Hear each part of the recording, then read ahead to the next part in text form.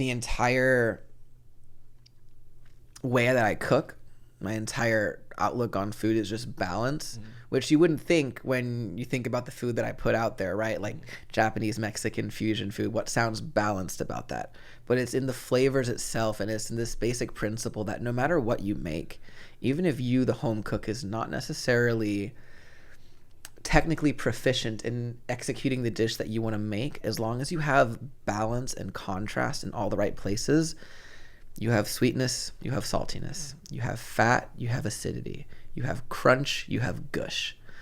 As long as all of these things are present, no matter what the actual delivery of it is, it's going to be a nice bite, right? So I think like one of my favorite examples of that is like Vietnamese nuoc mam, like dipping fish sauce.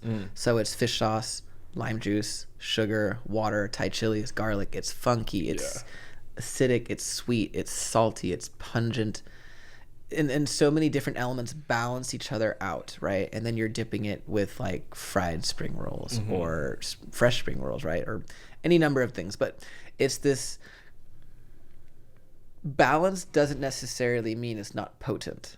You can have something that is powerful and punches you in the mouth and still be balanced. So have you had the spicy tuna tostada at the shop? Think so.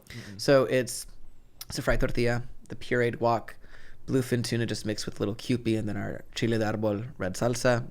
Really simple like steps there. The fun component we have on there is the chicharrón furikake. So furikake is like a seasoned crunchy bit mix that you could sprinkle on your rice traditionally, right? We crush chicharrones that we just store bought. We fold it together with shredded nori, shredded bonito, crispy garlic, sesame seed for a really delicious furikake. And we sprinkle that on top of the spicy tuna. It then gets like eel sauce, which we make in-house, and then our own salsa matcha.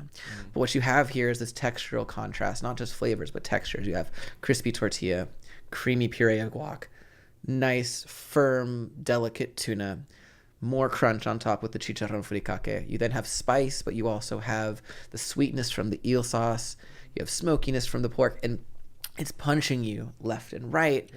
But every note still has its contrast and still has its balance from an opposing force. So I don't have to be technically proficient in sushi. I mean, I still can't make a quality nigiri. I can make it look like I can for the camera. I'll mold it, but I mean, God, you try and pick the thing up and it's gonna fall apart. Or the rice ball weighs a pound because of how compressed it is. Isn't it funny that what somebody would think would be just so simple, it's just rice and fish, is actually so fucking tough. So sushi is kind of like the final frontier for me on what I revere and still yearn to learn. Because I can do maki rolls, and I'm getting relatively proficient with fish butchery and breakdown. Every time my wholesale provider has like a fish that they didn't previously have in stock, I'll always order it at least once, and just break it down, see what its anatomy is like. Because ultimately, I'm not working for anybody else anymore.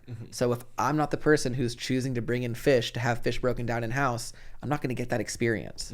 So I just have to put fish on my menu. I have to break it down, and I can do sashimi and I can do maki rolls, but I still have yet to perfect even remotely any kind of nigiri technique. So that's the final frontier for me of Japanese skills that I still want to master. And then from there, I think like I'd want to dabble into like Sichuan cuisine. Like that's my favorite. That's my favorite style of food. Yeah, dude. Absolutely Sichuan lacking food. here too.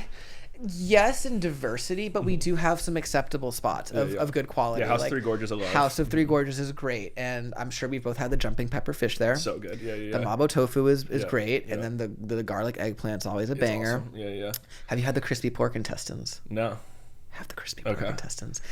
If there's one like word that can summarize the textural contrast that I'm talking about in any of these dishes, so it has like the most pillowy, crisp, light crunch on its exterior.